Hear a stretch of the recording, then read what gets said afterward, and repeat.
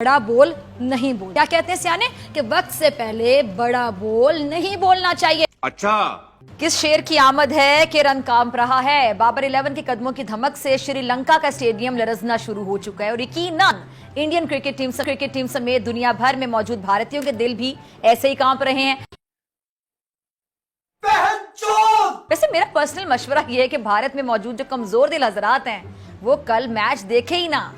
भाई साहब कुछ ज्यादा नहीं हो गया? तो मेरे ख्याल से उनकी सेहत के लिए ज्यादा बेहतर होगा। मतलब कुछ भी। कल होने जा रहा है इंडिया पाकिस्तान का हाई वोल्टेज टकराव और बिलाशुबा दुनिया क्रिकेट के मैदान में लड़ी जाने वाली ये सबसे बड़ी जंग है। अच्छा, 2019 के वर्ल्ड कप के बाद ये पहला आप कह लें कि हाई ऑक्टेन मार्का है जिसमें दोनों टीमें आंखों में आंखें डाले आमने सामने होंगी और रिवायती तौर पर पाकिस्तानी बॉलर्स और इंडियन बल्लेबाजों की जंग रही है। लेकिन इस बार भारत का मुकाबला न सिर्फ शाहीन अफरीदी, हारिस रऊफ और नसीम शाह के तूफानी, हम कह सकते हैं कि तूफानी पेस अटैक से होगा, बल्कि वर्ल्ड नंबर 1 ओडीआई बल्लेबाज और पाकिस्तान की शान तुम्हारे पाकिस्तान की माँ बहन कप्तान बाबर आजम की जारहाना फॉर्म से भी इनका मुकाबला है। The next day. शायद ज्यादा जो खतरनाक बात है वो यहाँ पर ये है, धुआंधार इनिंग खत्म होने के कोई आसार नहीं है। इंडिया ने पाकिस्तान को अब शिकस्त दे दी है। भारत ने मेरे पास उनके लिए सिर्फ एक शब्द है, फिजा सूजी है सूजी। हलवा पकाए।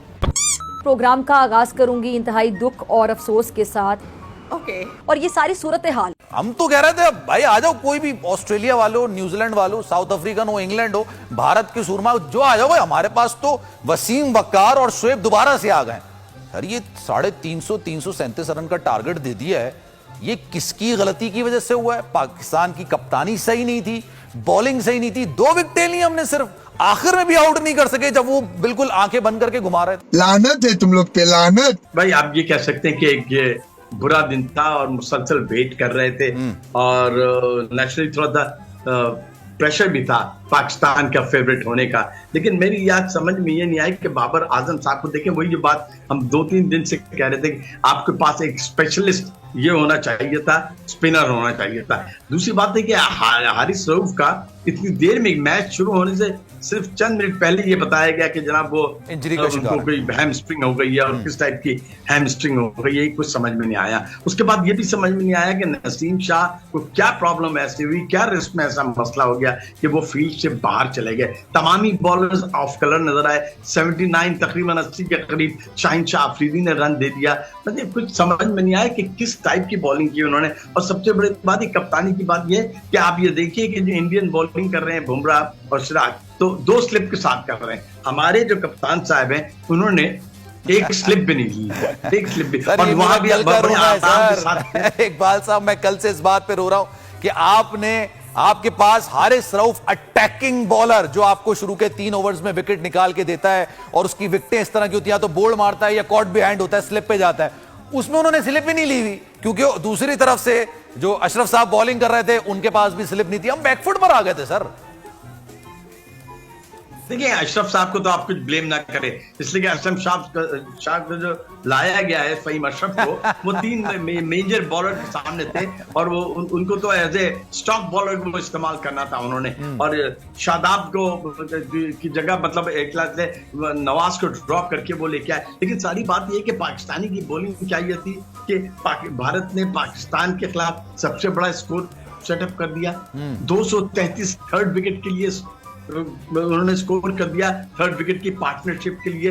आप ये देखिए विराट कोहली ने 13,000 रन बना दिए ओडीआई में और फिर ये इनकी 47वीं सेंचुरी थी, टेस्ट सेंचुरी थी। अब सिर्फ 2 सेंचुरी पीछे रह गए सचिन तेंदुलकर। पाकिस्तान की बॉलिंग में ना कोई निप थी, ना गेंद मूव हो रही थी, ना ही स्विंग हो रही थी, ना। और मेरी अपनी ख्याल है कि प्लेयर्स ने एफर्ट भी नहीं किया। नसीम शाह साहब तो थे, एक कैच गया था तो उन्होंने एफर्ट भी नहीं किया। और कमेंटेटर्स भी कह रहे थे कि ये इट्स वेरी सरप्राइजिंग। अच्छा इकबाल साहब, आपकी बात जरूर कटेगी, लेकिन मैं फिर ये बात ऑब्वियसली क्योंकि आप इतनी इंपॉर्टेंट बात कर रहे हैं जो मैं आपसे बात करने जा रहा हूं ना, फिर ये मिस हो जाएगी। सर ये तमाम चीजें अपनी जगह पे हैं, जो आप खामियां गिनवा रहे हैं, तमाम चीजें अपनी जगह पे। एक बहुत बड़ी चीज शायद जिसको हम अभी तक समझ नहीं पा रहे इंडियन टीम अभी तक, जब आज के मैच से पहले या कल के मैच से पहले आप कह लें, वो बैकफुट पर थी, उनका मोराल गिरा हुआ था। आप पिछला मैच देखें, रोहित शर्मा की आप बैटिंग स्टार्ट का आप देख लें किस तरह से वो बैटिंग कर रहे थे, इसके अलावा शुभमन गिल को आप देख लेते किस तरह से वो खेल रहे थे। ऐसा लग रहा था कि पाकिस्तानी टीम जिस तरह से खेला करती थी प्रेशर के अंदर, इंडियन टीम उस प्रेशर में थी। आपने उनका मोराल बूस्टअप कर दिया सर। वर्ल्ड कप जाने से पहले उन्होंने कहा हमने पाकिस्तान के खिलाफ 337 रन बना लिए, 357। देखिए ये हमारा ख्याल है, हम समझते हैं कि जनाब ये इंडियन ज्यादा ये है कि वो बहुत ज्यादा शो ऑफ नहीं करते। आप ये कह रहे हैं, आपने शुभमन गिल की बात की, आपने रोहित शर्मा की बात की, दोनों 50-50 करके गए हैं जनाब ओपनिंग स्टैंड में। 121 रन का स्टैंड था आपके लिए उस जमाने, उस वक्त भी। के बाद विराट कोहली और कनूर, लुकेश, राहुल ने ये कमाल की इनिंग्स खेली। वो एक इंजरी के बाद आए, उस इंजरी के बाद आने के बाद उन्होंने पाकिस्तानी बॉलर्स को जिस अंदाज से टैकल किया, जो उनकी टाइमिंग थी और जिस टाइप के उन्होंने स्ट्रोक्स खेले, 4-5 स्ट्रोक्स तो कमाल की बात है। 10 बाउंड्रियां मारी उन्होंने, 3 सिक्सेस मारे। तो मेरा अपना जाती ख्याल है कि पाकिस्तान की बॉलिंग जो थी वो according to the line of length नहीं थी, और मेरे ख्याल में डायरेक्शन लेस थी। कैप्टन आखिरी के 10 ओवर जो थे वो ऐसा लग रहा था पाकिस्तान की टीम एक बिखरी हुई टीम नजर आ रही थी, बिल्कुल जिनके पास कोई डायरेक्शन नहीं था। बाबर आजम खुद भी उनके समझ में नहीं आ रहा था कि वो क्या करते। आप ये देखिए कि इफ्तिखार अहमद को वो लेके आए, भाई इफ्तिखार अहमद से आप क्या एक्सपेक्ट करते हैं? वो उनको तो आपने एक चेंज ओवर के लिए लेके आए थे ना। यहां आपका एक्सपोज होता है कि आपके पास एक रियल मानों में एक ओरिजिनल स्पिनर होना चाहिए था। भाई अगर शादाब फेल हो गए थे तो वो ओरिजिनल स्पिनर होना चाहिए था। जब आप स्ट्रेंथ लेके जाते हैं, आप ये कहते हैं कि हमारे पास दुनिया की बेस्ट फास्ट बैटरी है, तो फास्ट पेसर्स है, तो उसके बाद तीसरे पेसर की जरूरत नहीं थी। With all due respect to Fahim Ashraf, आप ये देख लीजिए कि अब जो प्रेशर पाकिस्तान टीम पे पड़ा हुआ है, इसकी सारी जिम्मेदारी बॉलर पे है और कप्तान पे है, और जिस टाइप की सिलेक्शन हुई है उस पे है। और ये मेरे ख्याल में पाकिस्तान जो फेवरेट था, यूनुस खान, इंजमामुल हक और उसके बाद मोहम्मद यूसुफ, ये आपके मिडिल ऑर्डर की जानती है। उस वक्त आपको ओपनिंग के लिए प्रॉब्लम्स होती थी कि भाई आपको ओपनर नहीं मिल पा रहा है, अच्छे ओपनर्स नहीं मिल पा रहे हैं, लेकिन आपका मिडिल ऑर्डर बड़ा स्ट्रॉन्ग किस्म का हुआ था। उसके बाद आपके पास मिसबाउल हक आ गए सर। उसके बाद मुझे नहीं काबिले जिक्र नाम जिसने आपको आके, जिस पर आप रिलाय करते, मिसबा पर हम रिलाय करते थे कि यार ये निकाल जाएगा मैच, या अगर 10 पे 3 आउट हो गए या 2 आउट हो गए तो कम से कम 250 रन का टारगेट तो दे ही देंगे, मिसबा टिक जाएंगे, ये पिच पर रुक जाएंगे। सर इसके अलावा आप अभी के मिडिल ऑर्डर पर आप ये रिलाय कर सकते हैं, और अगर नहीं कर सकते तो सर फिर 50 ओवर क्रिकेट खेलने की उनकी तो बनती नहीं है ना। फिर आप 20-20 तो खिला सकते हैं, लेकिन 50 ओवर का तो गेम अलग होता है। आपने कम से कम 20 से 30 ओवर मिडिल ऑर्डर को पिच पर गुजारने होते हैं सर। देखिए अब तक जो 33 मैचेस खेले हैं, अब तक जो 33 मैचेस बाबर आजम ने इस मैच से पहले एज ए कैप्टन खेले, उनमें से अगर मैं उनका रेशो देखता हूं तो 22 जीते हैं, वो 9 हारे, एक जो है वो गैर नतीजा रहा था।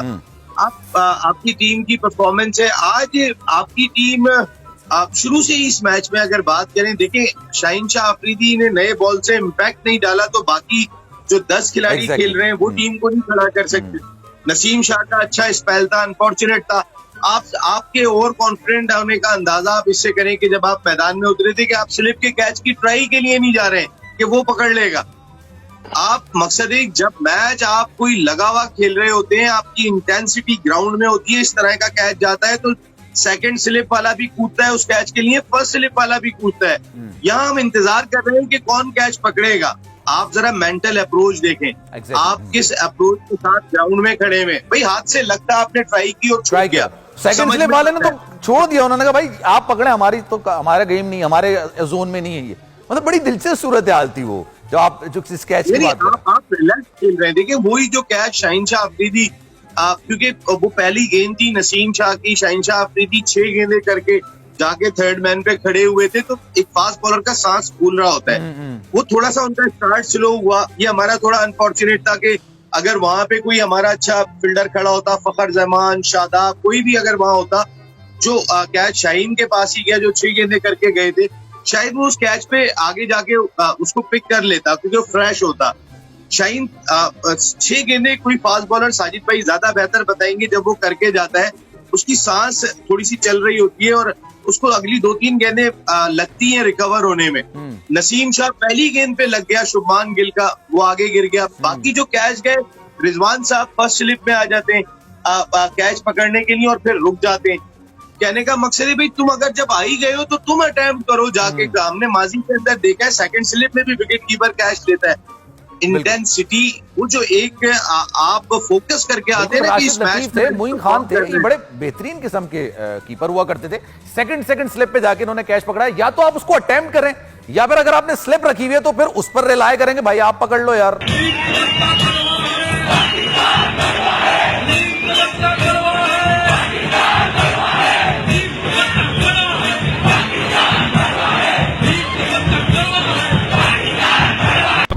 कैट्स, ये था आज का वीडियो। आपके क्या थॉट्स है इस वीडियो के बारे में वो कमेंट सेक्शन में बता देना। आप अपना ख्याल रखना। Love you my kit cats.